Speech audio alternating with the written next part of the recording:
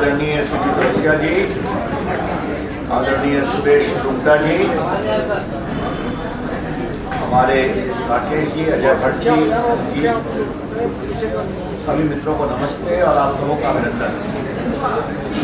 मित्रों, आज बहुत विशेष बातचीत करने के लिए आपके सामने आया हूं। बजट के ऊपर हम राष्ट्रीय अभियान की तरफ चर्चा कर रहे हैं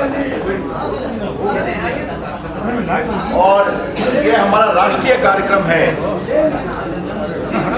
तो ये विचार हुआ कि पटना में अपने प्रेस मित्रों से मैं विस्तार से बात करूं। मैं बस 10 मिनट मूल बिंदुओं को रखूंगा और इसमें बिहार के लिए क्या है ये भी बताऊंगा, और उसके बाद जो आपके सवाल होंगे उन सबों का मैं उत्तर देने जा रहा हूं। देखिए मित्रों, कुछ बातें हिंदुस्तान के बारे में ध्यान रखने की जरूरत है। दुनिया में परेशानी है, दुनिया में तनाव है, दुनिया में आर्थिक चिंता है, उसमें भी भारत की इकोनॉमी दुनिया की 5वीं सबसे बड़ी इकोनॉमी बन गई, 10 से ऊपर।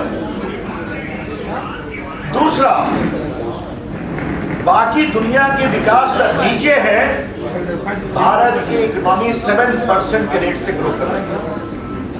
भारत में सबसे अधिक पूंजी निवेश हुआ है, कोरोना में चिंता की गई है, मुफ्त दवा लगाई गई है, वैक्सीन, और 80 करोड़ लोगों को मुफ्त खाना खिलाया गया जो अंत्योदय के। आज भी उसको आगे बढ़ाया जाएगा, 2 लाख करोड़ रुपए खर्चे हो रहे हैं। India has become a bright spot in the economy of the world. Bharat दुनिया के आर्थिक परिवेश में एक चमकते हुए सितारे की तरह आया है। अरे मैं ऐसे नहीं बोलते। आज जब 470 बोइंग और एयरबस प्लेन खरीदे जा रहे हैं भारत की एयरलाइंस टाटा एयर के द्वारा, इंडियन एयरलाइंस के द्वारा, तो क्या हो रहा है? अमेरिका के राष्ट्रपति कह रहे हैं धन्यवाद मोदी जी, इससे हमारे यहाँ 10 लाख लोग नहीं रखना था। फ्रांस के राष्ट्रपति धन्यवाद दे रहे हैं, इंग्लैंड के प्रधानमंत्री धन्यवाद दे रहे हैं, वो भी कह रहे हैं हमारे यहाँ नौकरी मिलेगी और हमारे यहाँ तो बढ़ेगी ही बढ़ेगी। तो ये भारत का एक प्रकार से दुनिया में रुतबा हुआ है। ये जो अमृतकाल का बजट है, अमृतकाल मतलब 75 ईयर्स पूरे हो गए। ये बजट भारत को एक विकसित देश बनाने की ओर ले जाता है, जिसके मूल में है भारत के गरीब, भारत के किसान, भारत के उद्यमशील, भारत का मिडिल क्लास, भारत के नौजवान। किसान, वंचित, गरीब, मध्य वर्ग और नौजवान इसके अंतर्गत है।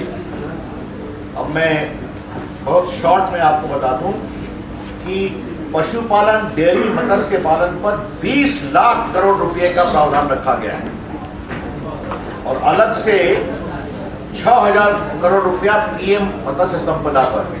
तो बिहार में भी तो हमारे मछुआरे समाज के बहुत लोग हैं, इसका लाभ उनको लेना चाहिए, मिलना भी चाहिए। 3 साल तक 1 करोड़ किसानों को नेचुरल फार्मिंग मदद की जाएगी, 10,000 करोड़ रुपया खर्चा करना। और इसमें सबसे बड़ी बात यह है कि स्टार्टअप एग्रीकल्चर में उसके लिए एक्सीलरेटर फंड की व्यवस्था की गई। ये मैंने शॉर्ट में आपको एग्रीकल्चर बता दिया।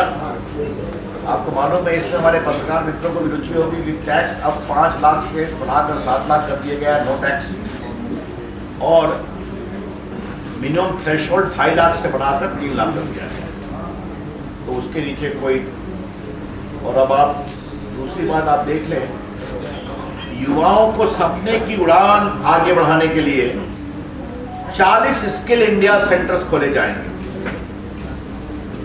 हम लोग की कोशिश होगी बिहार में भी खुले, प्रदेश सरकार सहयोग करे, ये बड़ा स्किल सेंटर होगा।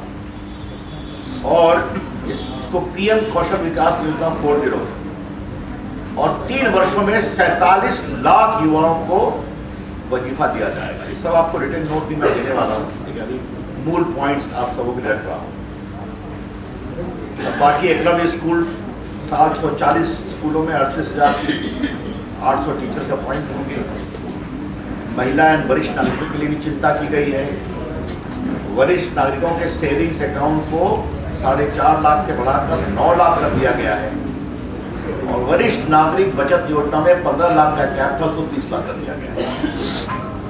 और बाकी महिला सम्मान के विकास में 2 लाख रुपये की बचत योजना पर 7.5% मिलेगा पूरा इंटरेस्ट। वरिष्ठ किसान, महिला, नौजवान किसान, ये सब मैंने आपको बता दिया। रेलवे पर मैं अलग से बात करूंगा और बिहार के बारे में, रेलवे के बारे में विस्तार, रेलवे, नेशनल हाईवे बिहार के बारे में बताऊंगा। पीएम आवास योजना, इसकी राशि 79,000 करोड़ कर दी गई, मतलब 66% बढ़ोतरी हुई।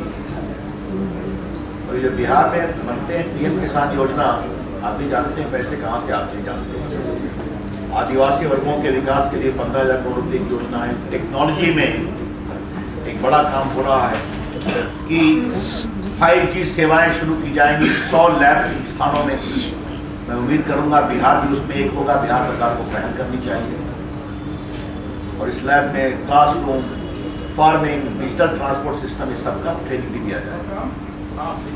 157 मेडिकल कॉलेजों में 157 नर्सिंग कॉलेज भी खोले जाएंगे। तो मैं उम्मीद करूंगा भारत सरकार तो करेगी ही करेगी, बिहार में भी नर्सिंग कॉलेज खुले, इसकी चिंता की जाएगी। मैं ढांचागत इंफ्रास्ट्रक्चर में आज तक का हाईएस्ट 33% राइज हुआ है। 10 लाख करोड़ किया है, 10 लाख करोड़ सड़कों के लिए, बिजली की व्यवस्था के लिए। और शहरों के बुनियादी ढांचा में भी हर साल 10,000 करोड़ रुपया खर्चा किया जाए। जो हमारे मझोले छोटे उद्योगपति हैं, उनको 9,000 करोड़ रुपये क्रेडिट गारंटी का प्रावधान है। और कोरोना काल में उनका पैसा अगर सीज हो गया तो वापस कर दिया जाएगा। 50 पर्यटन स्थलों की पहचान की जाएगी। मैं उम्मीद करूंगा इसका लाभ बिहार सरकार लेगी। बिहार में पर्यटन की बहुत संभावना है। और बाकी 50 एयरपोर्ट, हेलीपोर्ट मिलने वाले हैं। बिहार सरकार यहाँ भी प्रयास करेगी। हम लोग भी सहयोग करने को तैयार हैं, तो बिहार सरकार को सक्रिय होना पड़ेगा। और बाकी जैव विविधता, ग्रीन प्रोजेक्ट में 33,000 करोड़ रुपये की व्यवस्था, ये ठीक है। हमारी आवाज तो गलत है, आपको क्यों नहीं? ठीक है सर, अब आवाज आ रही है? ठीक है। ये आप मेरा लिखित नोट आपको मिलेगा।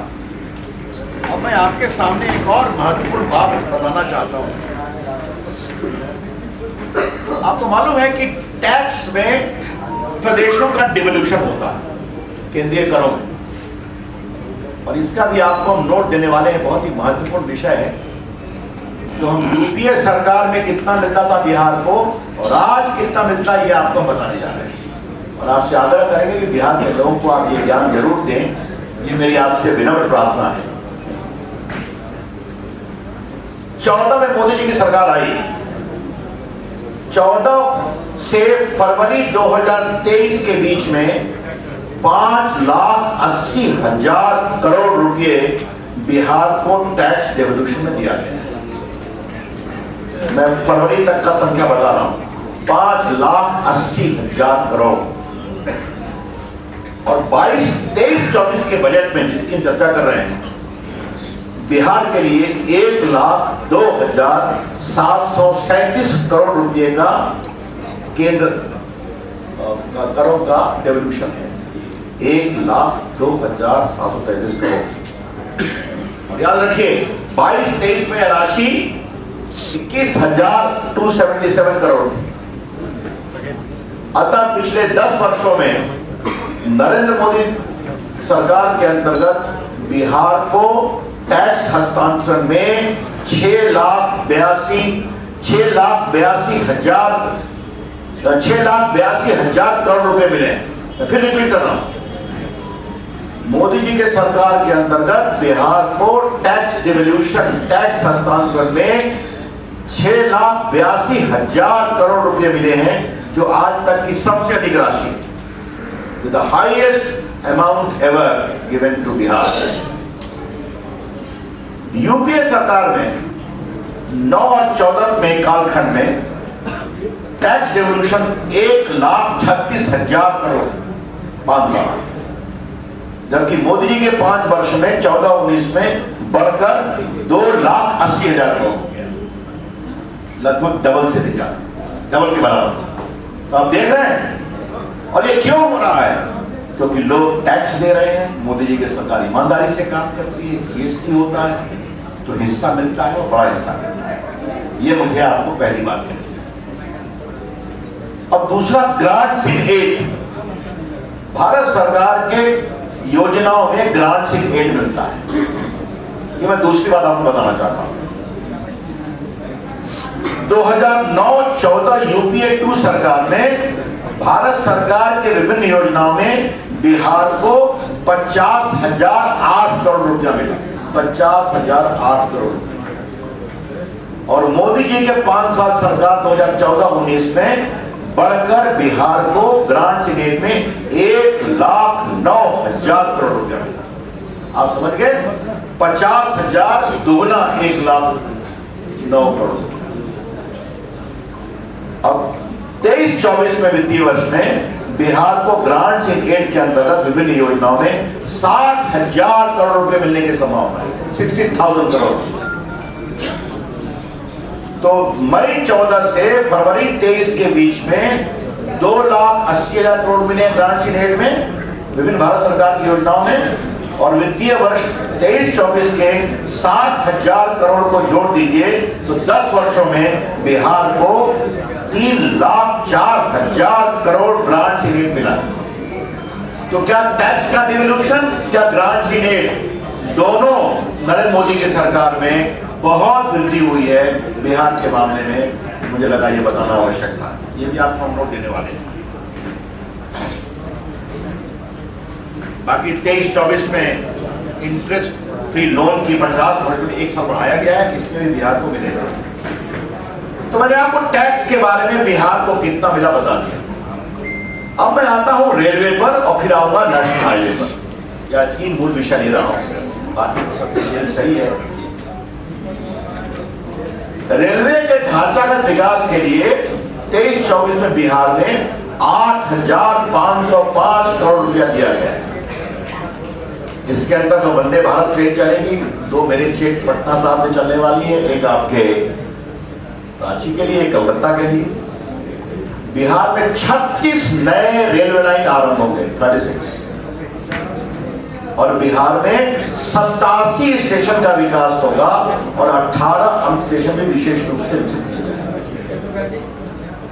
तो आप देख लीजिए कि बिहार में क्या रेलवे स्टेशन, क्या अमृत स्टेशन, क्या नई रेल लाइन, क्या वंदे भारत, सब पर बिहार की चिंता की गई है।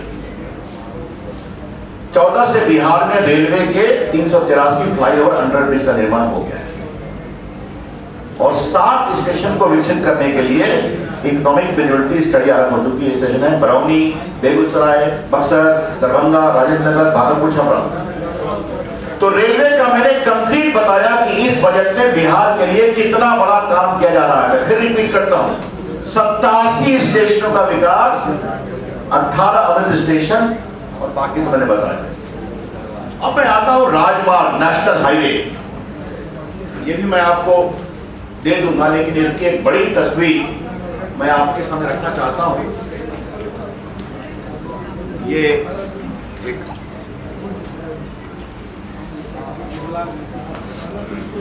14 से 22 के बीच में बिहार में नेशनल हाईवे का 72,120 करोड़ रुपए लागत का काम या तो पूरा हो गया, चल रहा है। आई रिपीट, 72,120 करोड़ रुपए की लागत का काम 14 से 22 में या चल रहा है या पूरा हो गया है। इसमें 20,485 करोड़ रुपए जिसकी लंबाई 2,287 है वो पूरी हो गई है, और बाकी 51,635 करोड़ की योजना 2,796 किलोमीटर पर काम चल रहा है।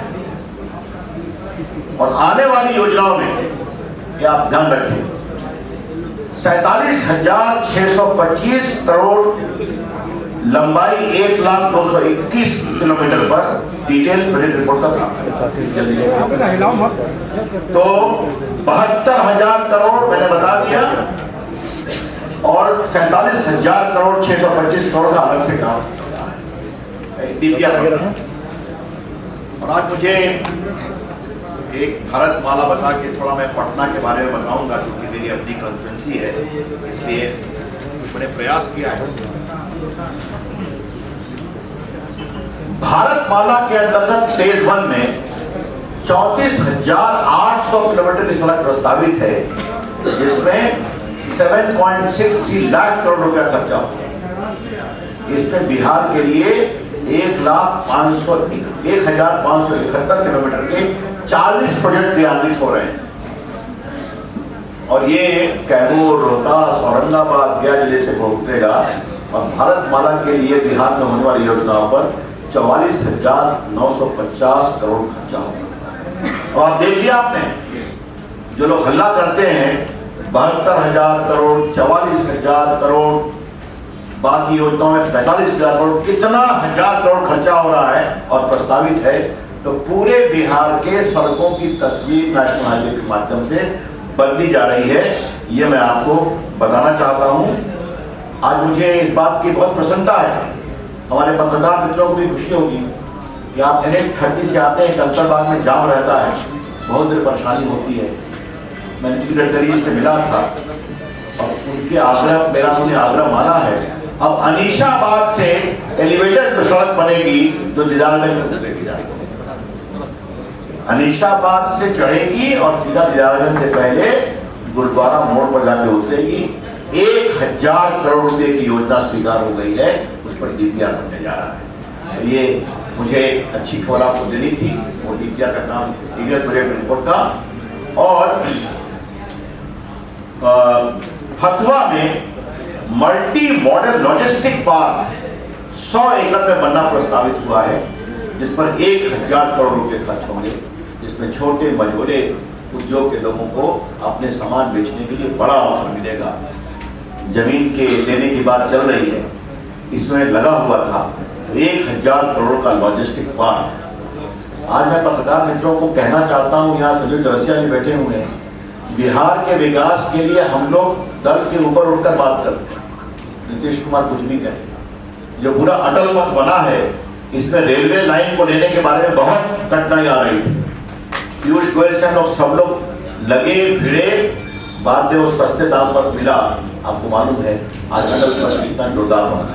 पटना में एम्स आया, पटना में IT आया, पटना पहले NIT आया। मैंने अपने IT विभाग के कितने बड़े बड़े कार्यालयों को, यहाँ नाइलेट हो, बाकी हो, TCS हो, सब तो पटना में आया। तो हम लोग भागलपुर में STPI, दरभंगा में STPI, फिर आपके बक्सर में नाइलेट, मुजफ्फरपुर में नाइलेट। तो जितना काम बिहार के लिए होगा हम लोग करेंगे और करते रहेंगे।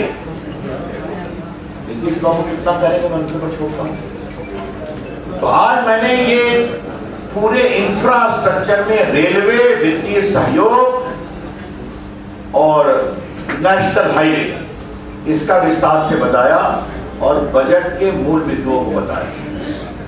आज मैं आग्रह यही करूंगा कि इस बजट में देश के विकास की चिंता है और बिहार के विकास की और चिंता है, चाहे वो हेलीपोर्ट हो, चाहे अपने मछुआरा समाज की चिंता हो, चाहे किसानों की चिंता हो, चाहे छोटे किसानों की चिंता हो। देखिए, एक अंतिम बात करके फिर मैं आपके सवाल लूंगा।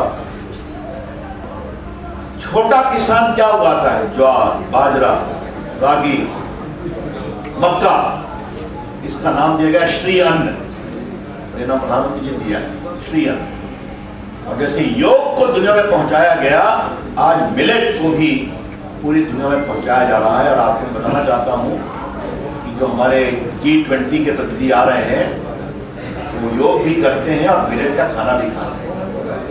और मैं अपने मीडिया टीम से आग्रह करूंगा कि इन पत्रकारों को मिलेट के आटा का डोसा, इडली सब मिलता है, खिलाइए, मैं नहीं आऊंगा, ठीक है? तो इस आंदोलन में हम लोग जुटे हैं, आपसे आग्रह है इन इंचार्ज साहब इसकी चिंता आप करेंगे। तो मित्रों, ये पूरा बजट था, ये सर्वव्यापी, सर्वस्पर्शी, सबका साथ सबका विकास। जो बाकी काम हुआ उसका मैं चर्चा नहीं कर रहा हूँ। इसका एकमात्र संकल्प है कि भारत को इस अमृत काल के आरंभ होकर दुनिया की एक बड़ी आर्थिक ताकत बनाना है। बस मित्रों, मुझे अपनी ओर से इतना ही कहना था। आपको ये सब स्टेटमेंट मिल जाएगा।